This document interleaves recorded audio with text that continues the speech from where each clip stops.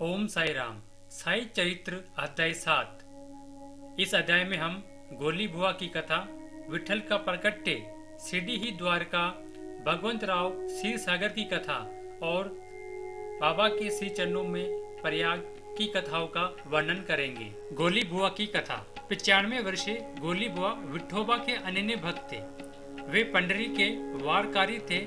पूरे साल में वे 8 मास पंढरपुर रहते थे और 4 मास यानी आषाढ़ से कार्तिक मास तक गंगा के किनारे रहा करते थे। उनके पास एक गधा था जिस पर वे सामान रखा करते थे और एक शिष्य भी उनकी सेवा के लिए सदैव साथ रहता था। गोली बुआ का नियम था कि वे हर वर्ष वारी लेकर पंढरपुर जाया करते थे और लौटते समय श्री साई बाबा के दर्शन के लिए शिरडी अवश्य आया करते थे। श्री साई बाबा के प्रति उनमें गहन श्रद्धा भाव था। वे बाबा को एक टक देखकर एकाएक ही कहने लगते थे, ये तो पंडरी नाथ है, ये विठल के अवतार है, वही विठल जो अनाथों के नाथ, दीन दयालु और दीनों के स्वामी है। गोली बुआ ने पंडरी यात्रा के बाद अनेक बार श्री साई बाबा में पंडरी नाथ के दर्शन किए थे। गोली बुआ के अतिरिक्त अन्य भक्तों ने भी श्री साई बाबा में अपने इष्ट देव के दर्शन किए थे। विठल का प्रकट्य। श्री साई बाबा की रुचि भगवत भजन और ईश्वर चिंतन में विशेष रूप से थी। वे सदैव अपने ही स्वरूप में लीन रहा करते थे।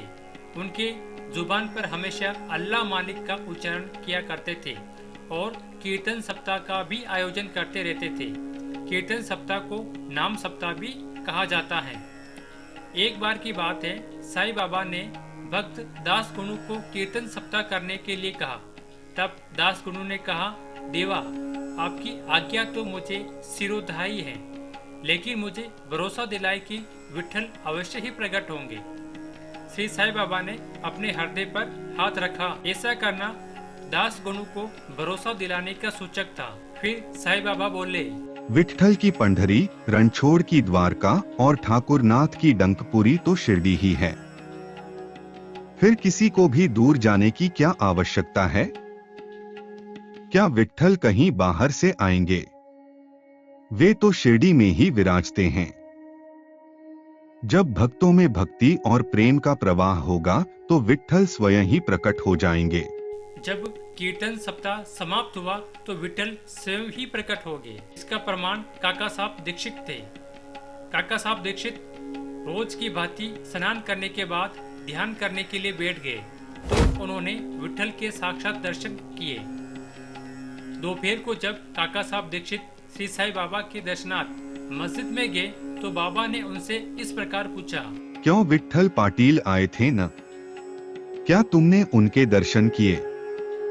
वे बड़े चंचल हैं, उन्हें अच्छी तरह पकड़ लो। जरा भी चूकोगे तो वे बचकर निकल जाएंगे। ऐसा कहकर श्री साई बाबा मुस्कुराने लगे, जैसा कि उनका स्वभाव था।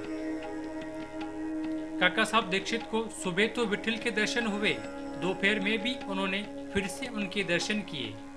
उसी दिन एक और आश्चर्य ये हुआ कि एक चित्र बेचने वाला विठोबा के 20-30 चित्र लेकर वहां बेचने के लिए आया। ये चित्र ठीक वैसे ही थे जैसे काका साहब दीक्षित को ध्यान के समय विठल के दर्शन हुए थे। चित्र को देखकर और बाबा के कथन का स्मरण कर काका साहब को बड़ा आश्चर्य हुआ, साथ ही बड़ी प्रसन्नता भी हुई। फिर उन्होंने चित्र विक्रेता से एक चित्र खरीदकर उन्होंने अपने पूजा गृह में रख दिया। ओम साई नमो नमः।